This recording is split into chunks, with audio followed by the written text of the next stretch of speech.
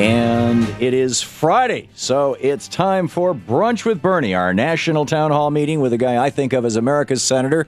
And I know a lot of Americans do, although Vermonters are very proud to call him their own Senator Bernie Sanders.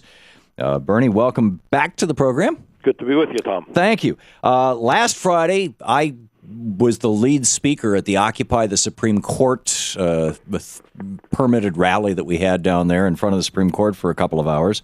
So, you know, this was all about Citizens United. I know you've got an amendment to the Constitution going on that. I'm curious how that is. The State of the Union happened this last week, and the Postal Service is in the news. So I'm just curious. Well, there's a lot that's happening. Let's start off with the Citizens United situation.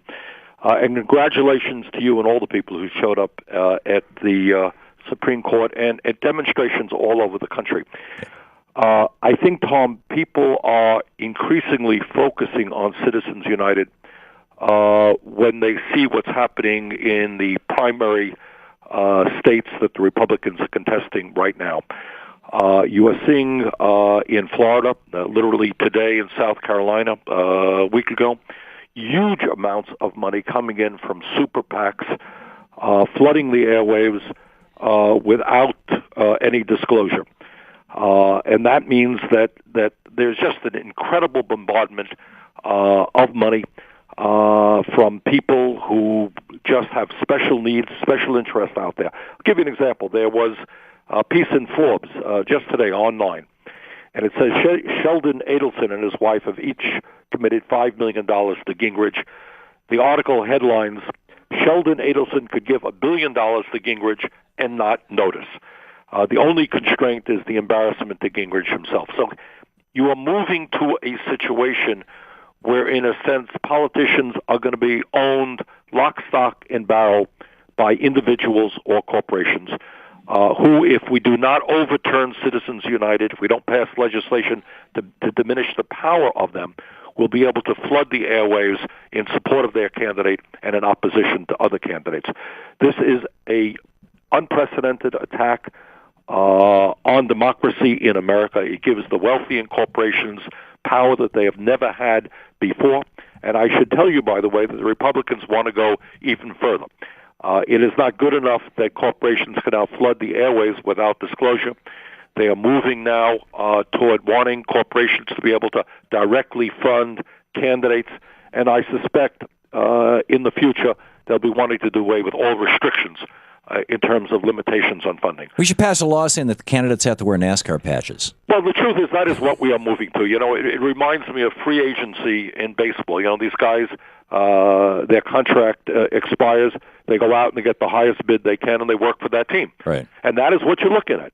Yeah. Will it be General Motors or Bank of America who will pay me more in terms of campaign contributions and support of my campaign? And, you know, that is not what the democracy that most Americans believe in, what people fought and died to defend. So long term, we have got to pass a constitutional amendment, number of amendments out there. I have one which probably goes a little bit further than others, basically says corporations are not people. Of course, the Congress and legislatures have the right to regulate campaign financing. Corporations cannot contribute to individuals. I should mention, Tom, we have now, I believe, 195,000, in a sense, citizen co-sponsors for that amendment. People can sign up on my website, sanders.senate.gov. It's co-sponsored by Congressman Ted Deutsch of Florida. So we're making some progress. The other good news about that one, and I think I would hope that listeners get active in this issue. We have a number of cities and towns around the state that have passed resolutions urging the Congress to pass a constitutional amendment. Portland, Oregon, New York City, Los Angeles, Boulder, Colorado, Pueblo, Colorado, Duluth, Minnesota, Missoula, Montana, Oakland, California, Albany, New York, Burlington, Vermont, and I'm sure that there are others. A number of states now have resolutions in urging their state legislatures to demand that the Congress pass this constitutional amendment. So if you are concerned about the American democracy, if you're concerned about not turning democracy into a commodity owned by large corporations and wealthy individuals. I hope that people will be involved in that issue. Let's turn very briefly to the State of the Union address the President gave a few days ago. I thought it had some commendable moments to it. I thought he raised some very important issues. I thought it had some weak spots as well. I think it is important, and I think the President did the absolutely right thing by reminding the American people where we came from. The idea that the Republicans are attacking Obama for the weak economy, when under Bush, after 8 years, we lost 500,000 private sector jobs, median family income significantly declined, and they laid the groundwork for the Wall Street collapse. It's really quite without shame that these guys have no shame that they will attack Obama when he inherited an economy that was losing 700,000 jobs a month. Should we be doing more? Should Obama and the Congress be doing more to create jobs? Absolutely. Our infrastructure is collapsing. We have the potential to rebuild roads, bridges, our rail system, water systems, antiquated schools. We can do that and create millions of jobs. We can create jobs by transforming our energy system away from fossil fuel. We can create jobs by changing our trade policy so that corporations can't shut down in America and move to China. Now, there was an interesting piece in the New York Times a week or so ago talking about the fact that some companies, General Electric and others, are bringing manufacturing jobs back to the United States. That's the good news. The bad news is, and the President did not discuss it, that in some cases these jobs are now paying 20, 30, 40% less than they used to. And one of the spokesmen for GE was talking about how they can now bring jobs back to America or grow jobs in America because we're becoming competitive with China when you throw in transportation costs and so forth and so on. That is not a good state of affairs. That is a race to the bottom. So we want to rebuild our manufacturing base. We've lost 60,000 factories in the last 10 years, 10 million good-paying jobs, millions of good-paying jobs, several million. But you don't want to do it by seeing wages for the middle class go significantly down. And while we're on jobs, let me mention another issue that I and my staff have been working very hard on the last week, and that is trying to save the United States Postal Service. The fact of the matter is the Postmaster General came out with a plan, would have been a disaster, would have resulted in the shrinkage of at least 100,000 jobs, shut down 252 processing plants, closed over 3,000 small post offices all over this country, and slowed mail delivery significantly, which to my mind lays the groundwork for a death spiral.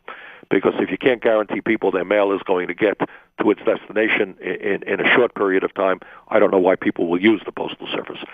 The Postal Service, in my view, needs a new business model. It needs to be more entrepreneurial. It needs to innovate. It needs to be competitive in the digital age. People are not using first-class mail, using email. That has to be recognized. We need changes. But the bottom line is we're fighting for a new type of post office, but one that can save over 100,000 jobs and guarantee guarantee mail delivery all over this country, universal mail service, whether you're in New York City and on Wall Street or whether you're in a small town in the state of Vermont. Yeah, and I noticed last week Google said that they're going to start tracking both your email and your web browsing activity, and so maybe there's an opportunity there for the post office to offer an email service that's separate. Who knows? I agree. That is a very important issue. Yep, we'll be right back.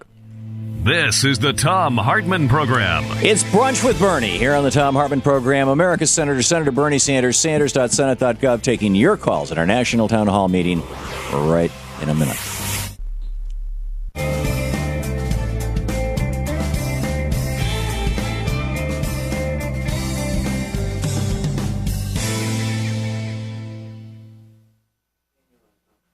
And welcome back. Thom Hartmann here with you. And Terry in Southport, Maine, watching on Free Speech TV. Terry, you're on the air with Senator Sanders. Yes, thank you, Senator Sanders. You're one of my heroes in the Senate. This is your erstwhile neighbor from Maine, coast of Maine. And I was just wondering what you thought about our governor, we have a shortfall in our Health and Human Services budget. He's trying to drop about a third of our people off main care. Governor LePage. I don't know if you've heard about that. Yeah. They're waiting for a waiver from the federal government. Well, this is what I think. I happen to believe that health care is a right of all people. And I happen to believe that it is an international disgrace that in America we have 45,000 people every year who die because they don't get to a doctor on time. We have 50 million people who have no health insurance. So, Terry, one of the areas that I've been working on is trying to substantially expand the number of community health centers. I know you have them up in Maine. We have them all over this country. But when 50 million people have no health insurance and the cost of health care is rising, the idea of throwing people off of health insurance and not allowing them in the midst of this terrible recession to be able to get to a doctor or into a hospital, I think is dead wrong. And what we're trying to do is expand and create a universal health care system, not throw lower-income people off of health insurance. So I strongly disagree with your governor. Loretta in Newfane, Vermont, watching on Free Speech TV. Loretta, you're on the air with your Senator, Bernie Sanders. Hi, Bernie. It's Loretta. You're one of my heroes, too. I have two questions, actually. One I'm a low-income Vermonter down in Newfane, Vermont. And at this present time, I have no choice but to have Comcast as a provider for internet, cable, so on and so forth. And you, a little while back, were trying to, you were discussing that, having, problems being that we have no alternative to have anybody else in this area and having to pay the prices that we pay. And we have no other choice, and I pay $150 a month just for that. And I have no alternative for cable and internet? Excuse me? Are you paying that for cable plus internet? Yes. We have just 1 minute to the break here, Loretta, so let's let Bernie answer that question. Thank you. Bernie? Let me just say this. When we talk about how Americans are spending money, if you look at what people are paying for cell phone service, for internet service, for cable TV service, and we don't discuss that a lot, and that's what Loretta is talking about. That is a lot of money, and in many parts of this country, there is no competition. You either get it or you don't. So I think Loretta's point is well taken. It's an issue that has got to be looked at, and I think where you do not have a competitive situation, I think we should have some type of mechanism to prevent these companies from ripping off people the way that Comcast does in various parts of the country. Yeah, the week before last or the week before that, I was in Sweden, and internet service is like super cheap. TV service, it's competitive all across Europe. It's half or a third of what we're paying here. So anyway, Bernie, we'll be right back. It's our Brunch with Bernie hour. Senator Bernie Sanders here on the Thom Hartmann Program. Sanders.senate.gov. Check out his website. We'll be right back with Bernie.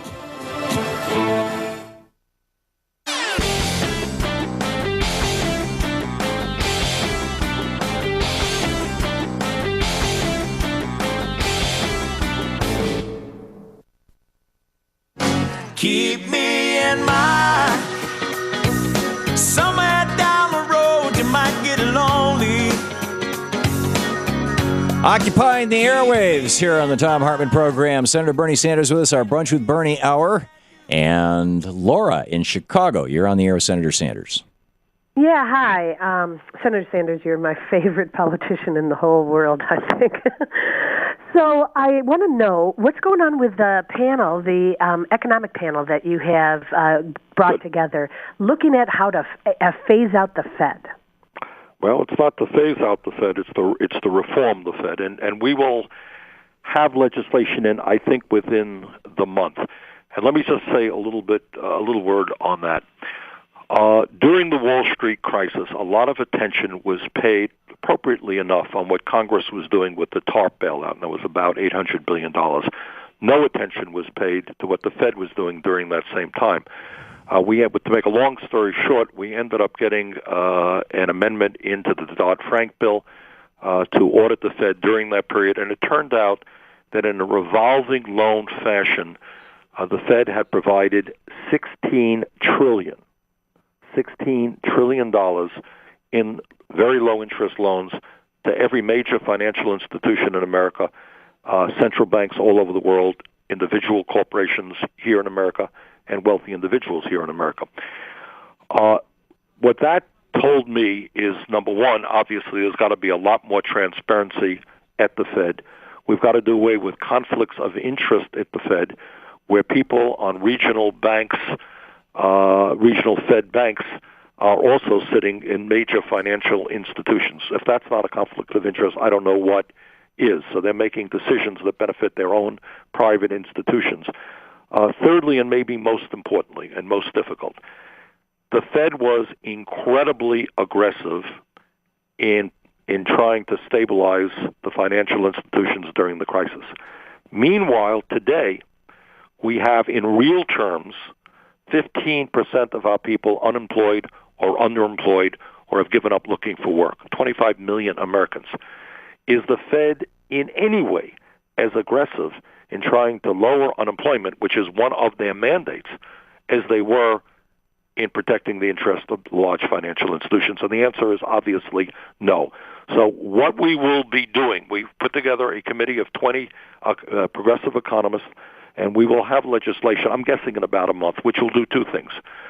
Talk about the need for structural reform on the Fed. How do you make the Fed more democratic, more responsive to the needs of working families rather than just the big money interest in Wall Street? Number two, in the midst of this economic crisis, what is the best role the Fed can play in terms of creating jobs? So, Laura, that's what we're working on. Kara in Marengo, Indiana. You're on the air with Senator Sanders.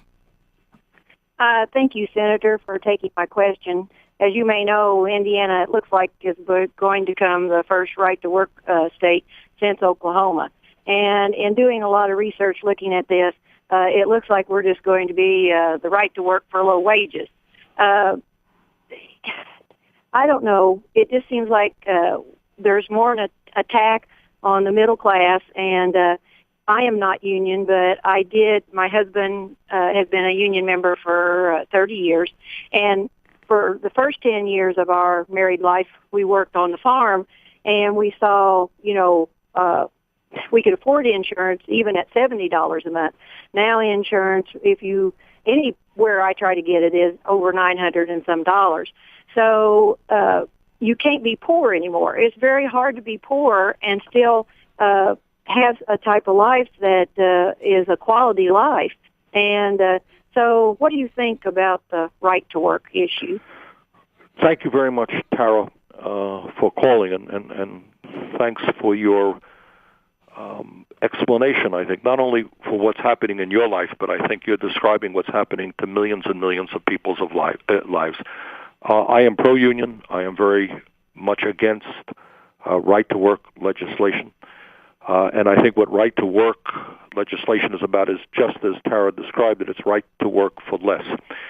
One of the media spends time, and politicians talk about, for good reasons, very high unemployment in America and how we deal with that. But we should not forget that the economic crisis is not just high unemployment, it is low wages. In the last 10 years, median family income has gone down by about $3,000. You have millions and millions of people today working for wages that are lower than they used to receive. You have young people getting into the labor market, starting their careers, earning less in terms of real dollars than their parents did. And what all of this is about, Tara, is a race to the bottom. And we are becoming, sadly enough, competitive with China in terms of wages.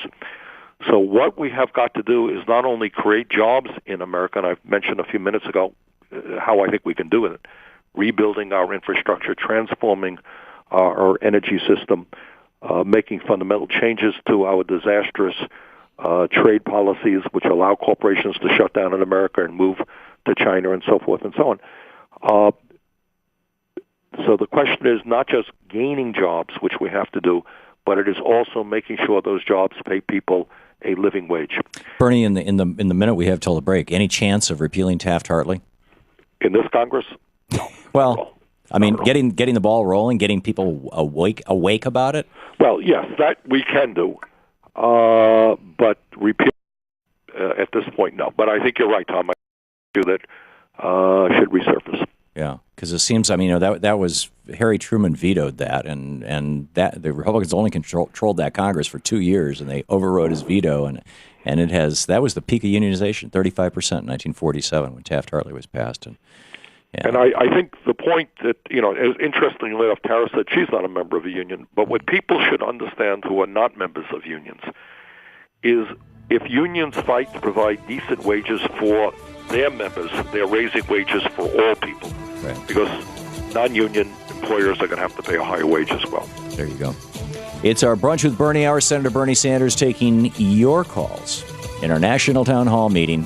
Brunch with Bernie here on the Thom Hartmann Program, 866-987-THOM, although all of our lines are slammed right now. So we'll be back with more of your calls for Bernie right after this. You're listening to the Thom Hartmann Program. Call 866-987-THOM. And get over to Bernie's site at sanders.senate.gov and sign his constitutional amendment. Welcome back. Thom Hartmann here with you in the place where we dare to ask, is Walmart a person? And we dare to say, no, I don't think so. It's our Brunch with Bernie hour. Senator Bernie Sanders on the line with us, taking your phone calls. And Jack in Winterport, Maine. You're on the air with Bernie. Good afternoon, Senator. I sure wish you represented Maine. Thank you. Yeah, hello? Hi, right here. Hi. What do you make of Mr. Geithner being our Secretary of the Treasury? Wasn't he part of the problem, major part of the problem that with Goldman Sachs created the mess we're in now? Well, Jack, the short answer is yes, and I voted against Mr. Geithner to become Secretary of the Treasury. And I think if one of the strong criticisms that I have of the Obama administration is they have relied too heavily on guys who used to work in Wall Street or the New York Fed, as was the case with Geithner. I think we need a new thinking in terms of people who get to high places in terms of providing advice to the president on financial matters, whose job is to protect the middle class and working families. I think people like Elizabeth Warren, we work very, very hard to get Elizabeth Warren into the White House. And I think we need a lot more folks like that who understand what it means for a middle class in this country to be collapsing, who are advocating for policies to create decent-paying jobs in America, to protect consumers who are getting ripped off by credit card companies and banks in terms of mortgages. So the short answer to your question, Jack, is I voted against Mr. Geithner to become Secretary of the Treasury. Ken in Great Falls, Montana. You're on the air with Senator Sanders. Yeah, thank you for taking my call, Senator. I'm concerned about the XL pipeline. Here in Montana, both Democratic senators are for it. We sit here and we watch as Exxon Mobil tries to bring mega loads from South Korea through Idaho and up there. Work that used to be done by Americans is being done by South Koreans. But with the pipeline itself, I'm wondering if there's a way we could have a law or an amendment to some of the Republicans' bills that would put a tariff it'd be an export tax of, say, 30 to 40% on any oil exported from America until we're down to 20% imports. This would be for American security. Mm-hmm. In other words, we take the rights language and we kind of give it back to them in a form. Well, by having that, they would. You are aware, I think, that this Keystone XL pipeline from Alberta to Texas, Canada to Texas, as I understand it, that oil will be going to Asia, not into the United States at all. So we should put an export tax on that oil. Right. I hear what you're saying, right. But I want everybody to understand that despite Republican talking points on this issue, this is oil that is going to be exported. And what Ken is talking about is perhaps a tariff on that. But I would say, Ken, I am opposed and helped lead the opposition successfully to the XL pipeline because, A, this is filthy oil which would emit 80% more greenhouse gas emissions than the normal excavation of oil. And if we are serious about addressing the great environmental crisis of our time and of our planet, which is global warming, we cannot be digging up oil, excavating oil, which will result in a huge amount of greenhouse gas emissions. As I have said many times, and I believe very strongly, the future of energy in this country is energy efficiency. And if we can get cars up to 55 miles per gallon in the year 2025, which is an absolutely achievable goal, you will have saved 3 times more oil than the XL pipeline produces, oil which is going to China. So the real future, I think, is energy efficiency. New technologies are there, not only in automobiles and trucks, but in terms of weatherization of our buildings. We are making some progress in Vermont. We have a long way to go, but you have homes in Vermont who have been weatherized that are saving 20, 30, 40%. We're seeing that kind of reduction in fuel consumption. People are saving money and cutting back on greenhouse gas emissions. And I think there's huge potential in terms of wind, solar, geothermal, biomass, and other developing technologies. So that's where I'm coming from in terms of the XL pipeline. Danny in Los Angeles, you're on the air with Senator Sanders. Hi, Senator Sanders. I think there should be a law that makes the corporate decision makers and board members held accountable by being arrested, having to post bail, and doing jail time, and not by being fined. You know, the fines do nothing to deter their illegal activities because the fines are just a fraction of the profit that they make by intentionally breaking the law. And if corporations want to be seen as people, then the corporate leaders should be doing jail time when they break the law and not just be getting fines.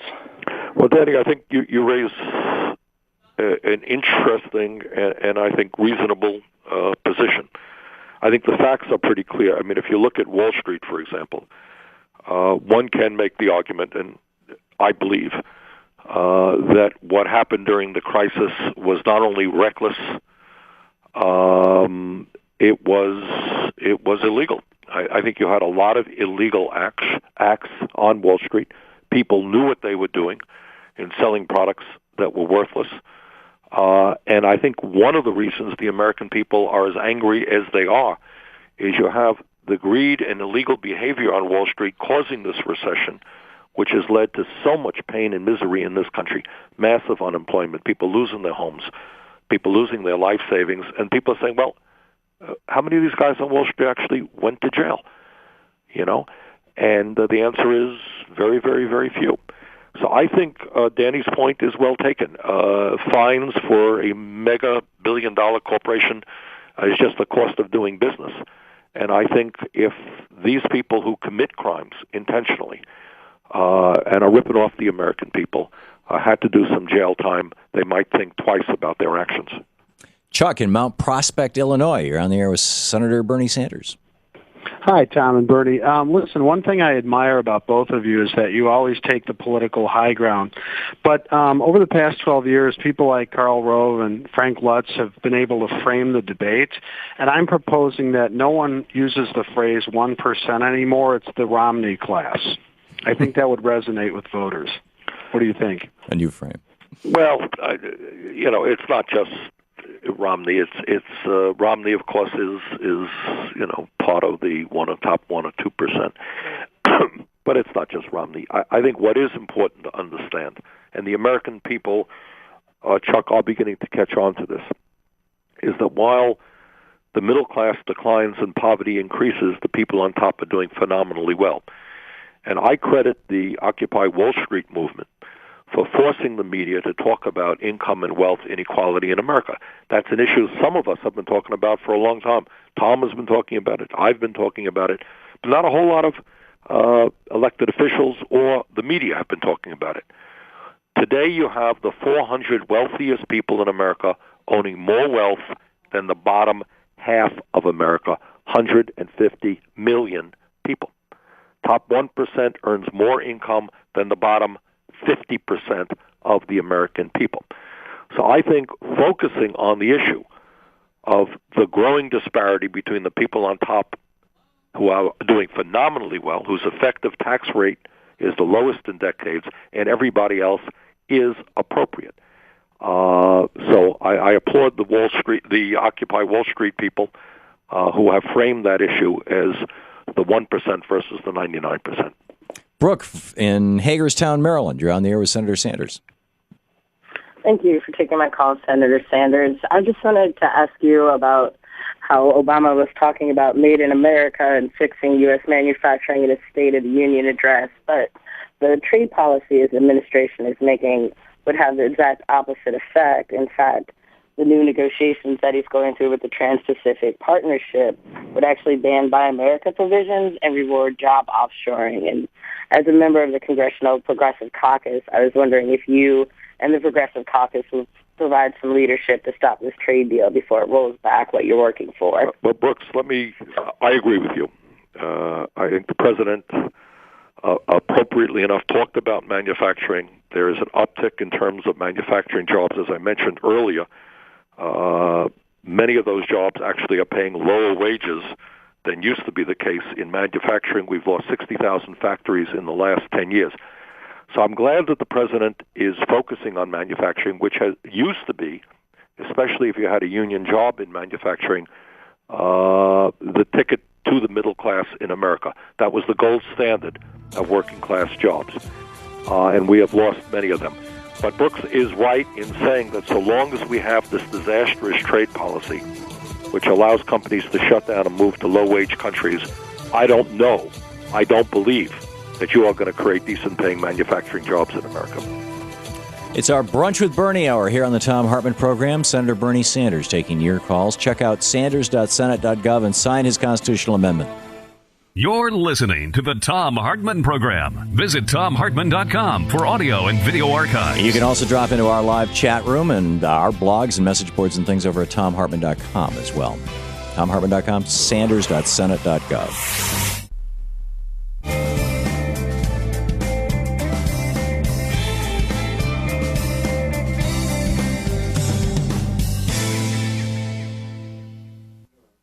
Welcome back. Kenema in Neeland, California, watching us on Free Speech TV. You're on the air with Senator Sanders.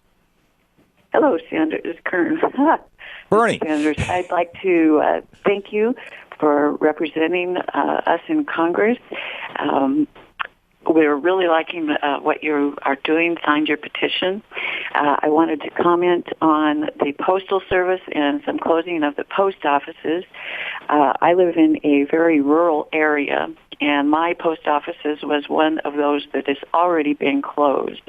The post office that we are now referred to is approximately 20 miles away from my home, and there are closer post offices in between, which is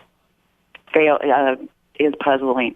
I wonder if there's anything that we can do to keep more post offices from closing. Well, that is exactly one of the issues that we are working on right now. The postal reform bill was supposed to be on the floor on Tuesday. Some of us asked Senator Reid to postpone it for another week so that we can continue to work on this bill. One of the goals is to make sure that the 3,000 plus small rural post offices that the post office wants to shut down, that process does not take place. I suspect some may have to be shut down, but I know that in Vermont and all over rural America, I talked to my friends from Montana, for example, post offices become more than post offices. They are more than places where people pick up mail. They become the center of a small town.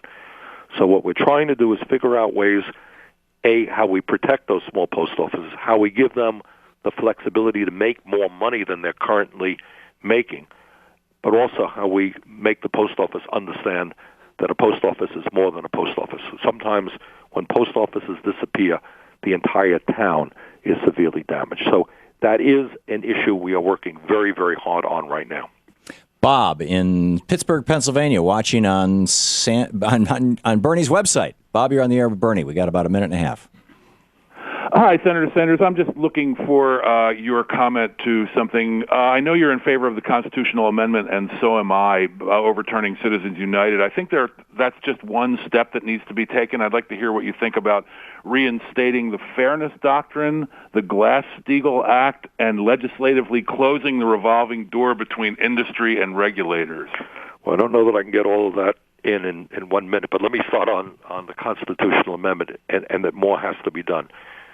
Passing a constitutional amendment is tough business, and it's not going to happen overnight.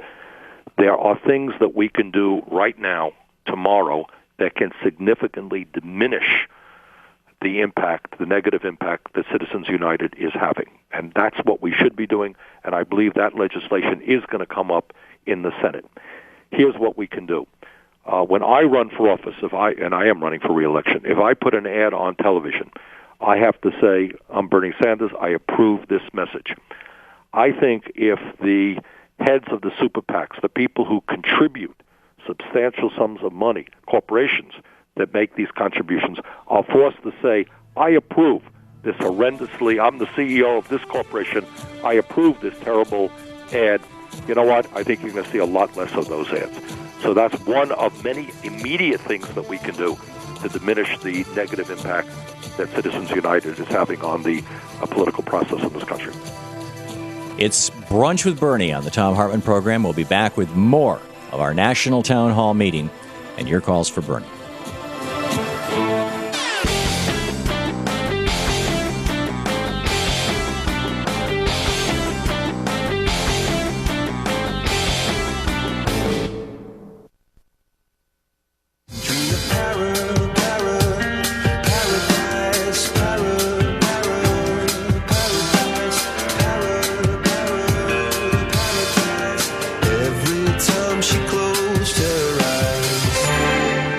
Welcome back. Thom Hartmann here with you. Our Brunch with Bernie hour. Senator Bernie Sanders taking your calls. Chris in Vernon, New Jersey, listening on iHeartRadio. Cool. Hey, Chris, what's up? Thanks for taking my call. It's great to speak with you again, Bernie. I've been watching the debates, and I believe they call it television programming for a reason, because it's programming us. So how will we ever have a president who doesn't believe corporations are people when the corporations own all the media and have a humongous influence over how people think? Well, Chris, I mean, you're raising a very important issue, and that is, you're getting beyond the day-to-day issue of politics into the culture of America. And what I get very upset about is you can turn on television in some cases, and maybe have good cable, you can get 50 different stations, and there's almost nothing to watch. Chris's point is well taken, that when you turn on television, what you are watching are stations owned by large corporate conglomerates. And I'm not just talking about Rupert Murdoch and Fox. You're talking about Disney and ABC. You're talking about Viacom and CBS and Disney and Comcast and NBC. These are huge corporate entities, and they have their agenda, and you have to be pretty naive not to understand that. So I think one of the things that we are fighting for, and Chris asked the right question, is you got to fight for a progressive media. And the fact that we have the Thom Hartmann Show. Tom, how many people are listening or watching the show?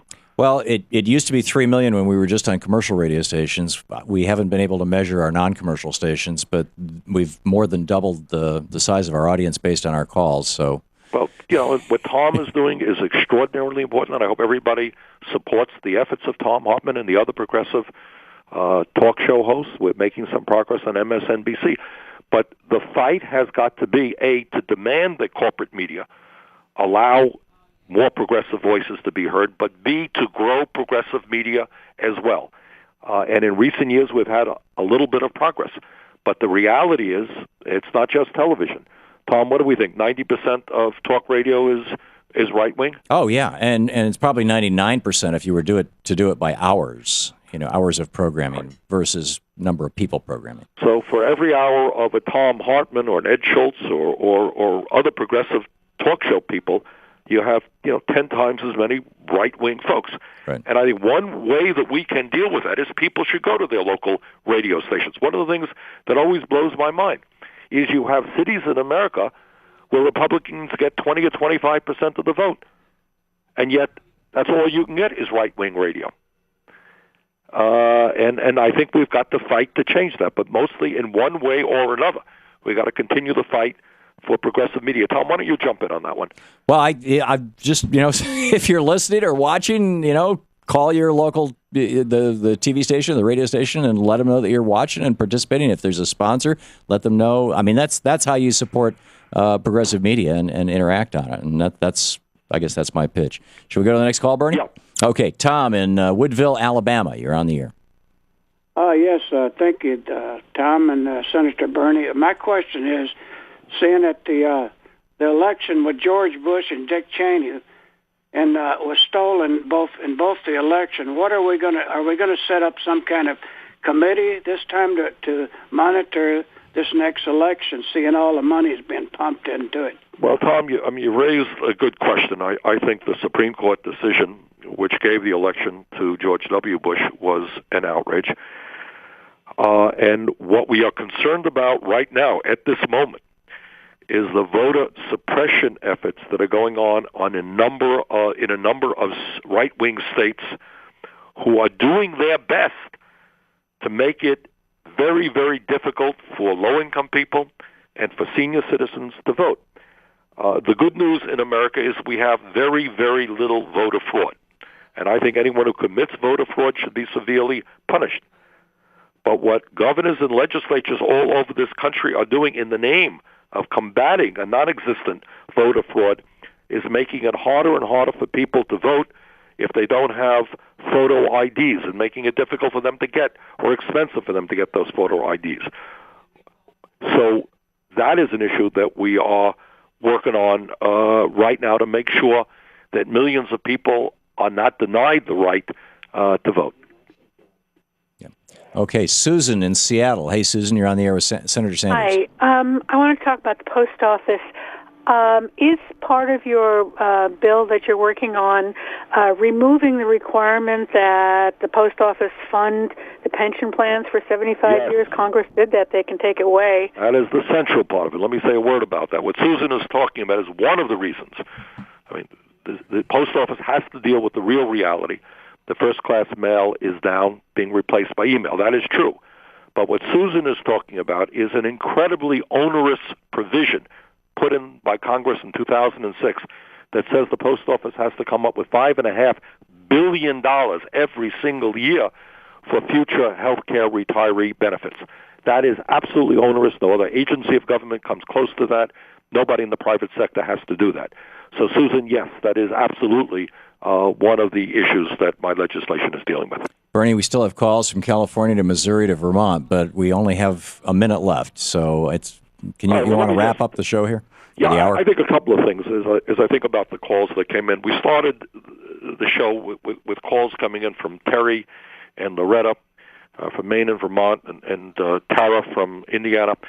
And these are working-class folks who are struggling right now. And I think in the midst of all of the speeches that you hear from the White House in terms of economic recovery, the economy is a hair better. That's good.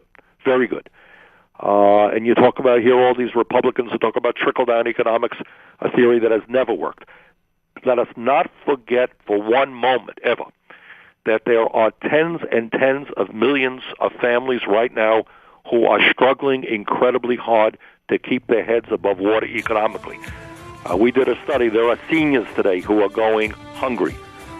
We have kids who are sleeping out on the street. So let us focus on how we create an economy that works for all of our people and not just the big money interests, which is certainly the case right now. So well said, Bernie. Thanks so much for being with us again this week. Good to be with you, Tom. Take care. Always great.